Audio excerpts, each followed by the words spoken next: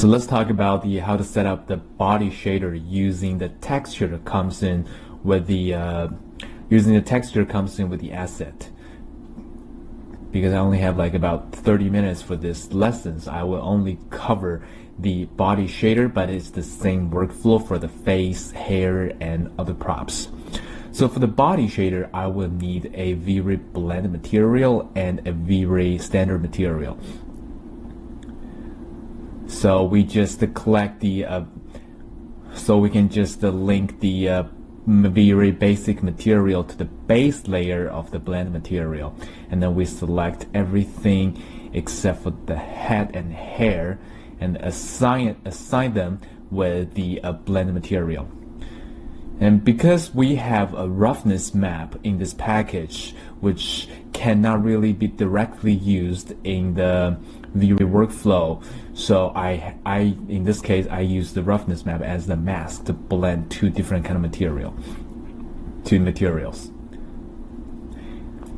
Then we just gonna load the diffuse map for the body. So if you download the asset package properly, there will be a texture package include the body, head, and I think hair. And for each portion, you should come in with diffuse, normal, reflective, and a roughness. So we just load the diffuse map for the diffuse channel for the standard material, and then we load the specular material. We load the specular texture and normal map. Also, we need to load the roughness map.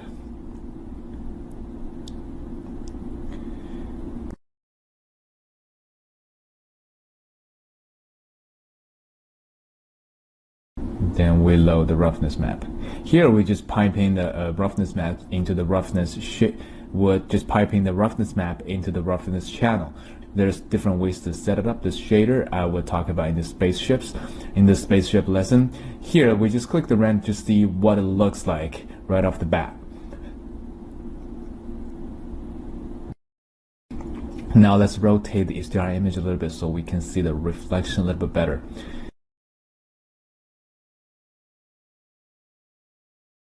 As you can see, by default, the reflection looks, let's zoom in a little bit. As you can see, by default, the reflection looks really glossy. It's like a mirror, very reflective surface. But what I need is a more matted, more like breakdown for the highlight, so it doesn't look so oily. What we need to do first is let's go into the V-Ray standard material to tweak some parameters first. And then we can just unlock the highlight glossiness and reflection glossiness channel, so we can just tweak them independently. Let's just lower down the highlight glossiness a little bit. And in this case, I use the BRDF as word. Bling is like very glossy surface, and if we use word, we can break down the highlight a bit better. Again, there's different ways to set this up. I will talk about that later in the spaceship. Again, this is not the only way to set up this kind of shader. This is just my workflow. So I'm sure other artists have different or better ways to set up the shader. So now let's just tweak the reflection glossiness a little bit better. As you can see, immediately the highlight and the specular light is broken down and into a more matted kind of surface. It doesn't look so glossy anymore. And let's just bump up the bump map a little bit because I want to see a little bit the surface detail. Might be a little bit too much. Let's try like 70. You can see the arm has a lot more detail, but there might be a little bit too much bump on the pad. Well, technically we can use different shader for a different portion of the whole body, but here I just use one shader for the whole body, because I'm sure when they are painting when they're painting the texture, they took into consideration of different material, glossiness, and reflection. Okay, now I want to have a little bit more reflection here. One way to do is I can have a color correction node connected into the. I have a color correction node connected into a specular map, so I can just boost up the contrast and lighting a little bit more. So let's say this is the base material. Now I need to add a new layer, less reflective layer, as on top of the base layer. Then we use the roughness map.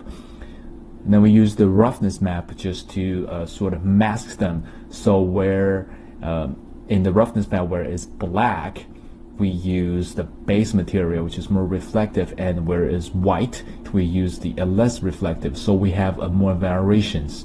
We have more variations in the specular and highlight. And here I just disconnected the specular map, so I don't get actually any reflection from the second layer, which is supposed to be a diffuse one. So we just pipe the roughness map into the blend amount. Let me just zoom in this texture a little bit just to show you what does that mean.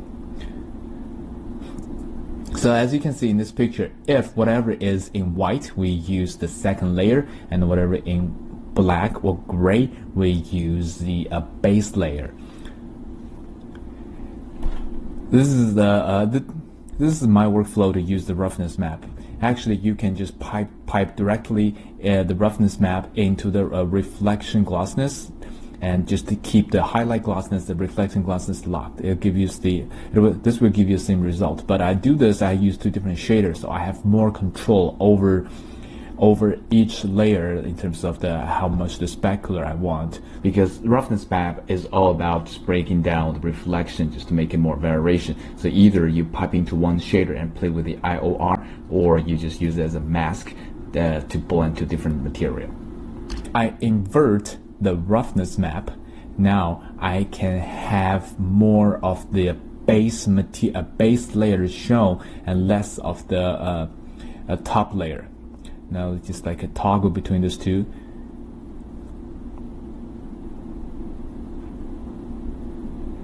If we tweak the output amount, basically it's just to boost up the contrast of the roughness map. You can see if it's all white, which you're using the second layer, there's no reflection. And now if we invert it, we use more of the base layer, which is more reflective. So now it's just a matter to just to tweak those numbers, and depends on your personal preference.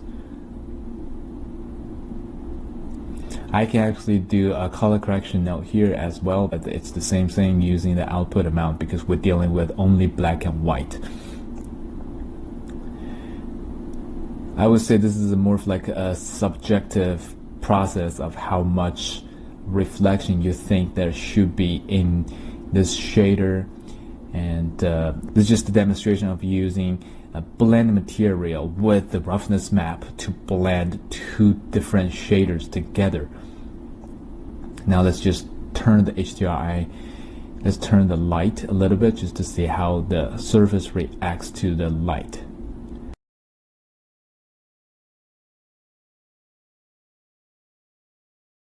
As you can see, if we have the light right behind the camera, we can still see some of the reflection on the arm socket, on the blade socket, and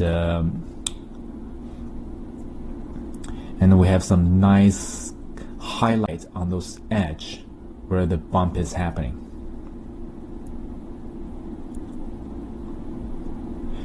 I use a lot of blend material in my workflow just to have more control over how each portion, each layer reacts to the light.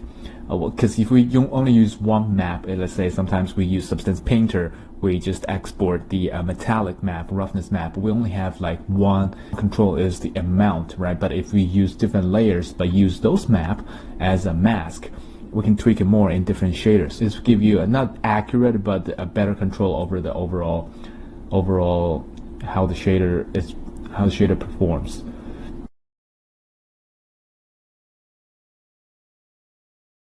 let's switch into a different HDRI just to see how this shader reacts to different light conditions, because most of this movie because most of the movie I was using a more like a direct sunlight outdoor environment, so it's better to check the surface against the different lighting situation.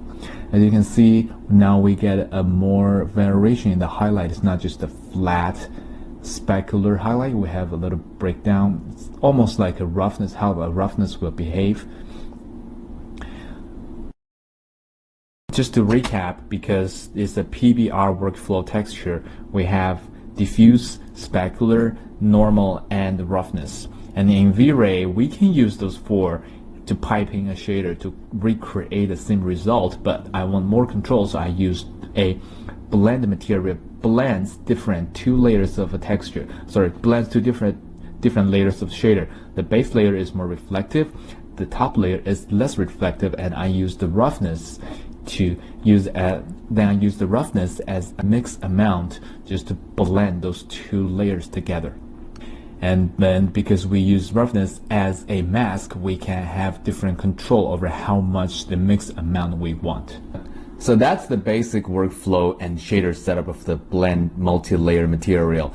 And we talked about the body shader.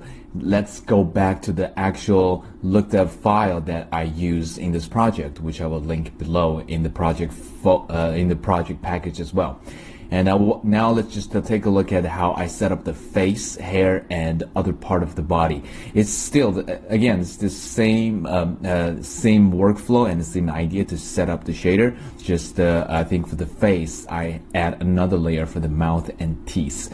But let's talk about the hair first. And for the hair, the gel is pretty smooth, it's just like a pipe.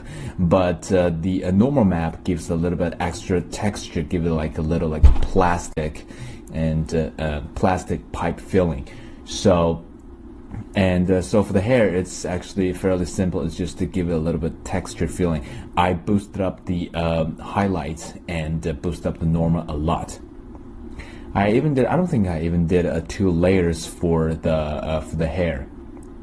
So let's talk about the face. The face, the base layer is the same as a more reflective one, and on top of that is a less reflective one mixed with the same roughness map. But the mouth, because the mouth is supposed to be wet, especially the teeth, so I add another more reflective, more glossy layer for the teeth, and I actually made a custom mask just to I made an extra custom mask just to tell V-Ray that for the mouth portion we use the third layer, which is more reflective one. Let's just open up the the teeth shader, which has a really strong highlight and gloss. Then I just made a custom, like just a black and white. Actually, let me just go back to Photoshop to show you what this mask is about.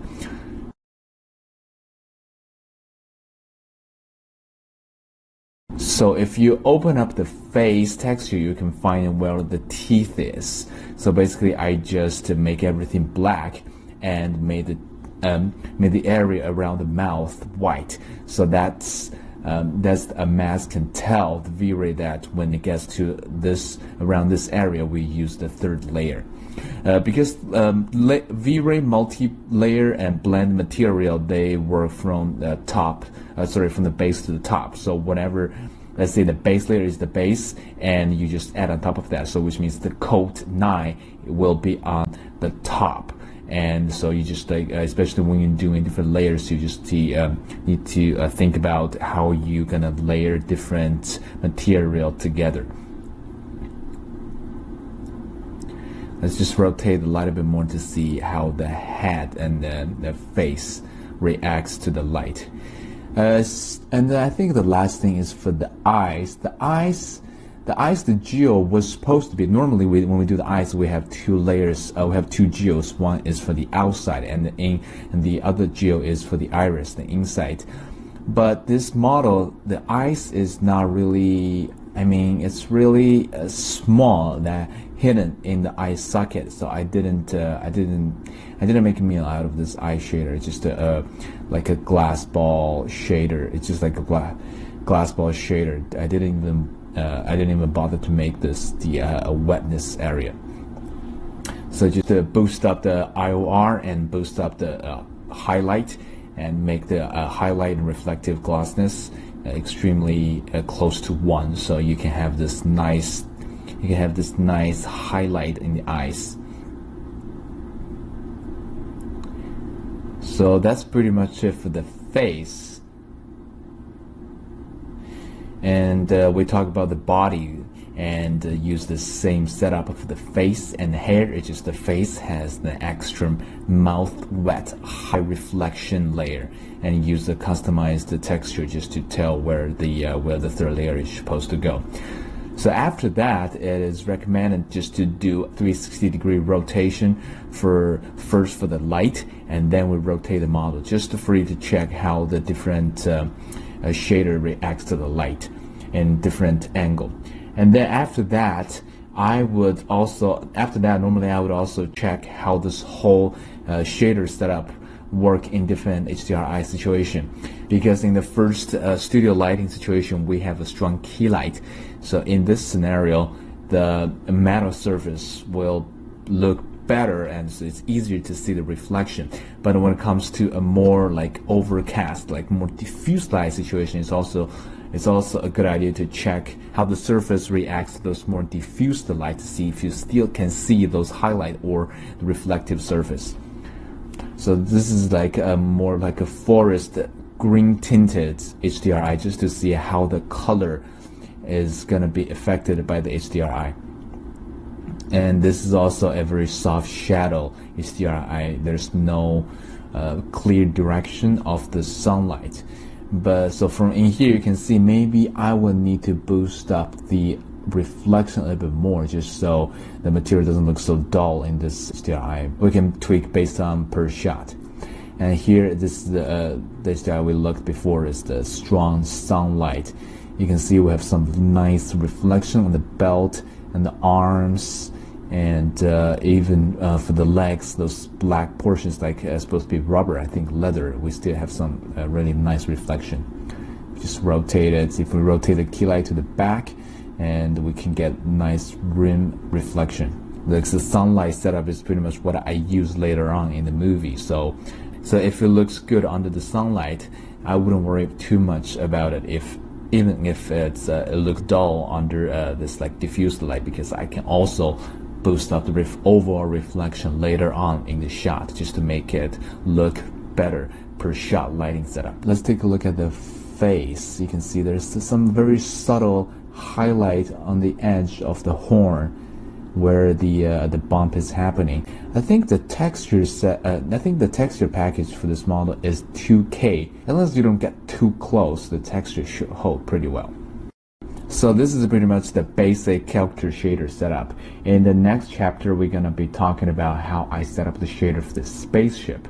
And in the spaceship, I didn't use multi-layer, I used one layer, but I used the roughness map differently. So I'll see you there.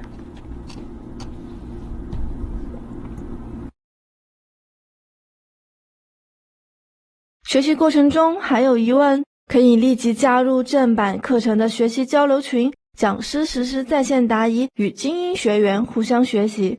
还可以登录一湖网，点击任意课程网址，搜索课程 ID 号，获取完整学习课件、工程文件等资料。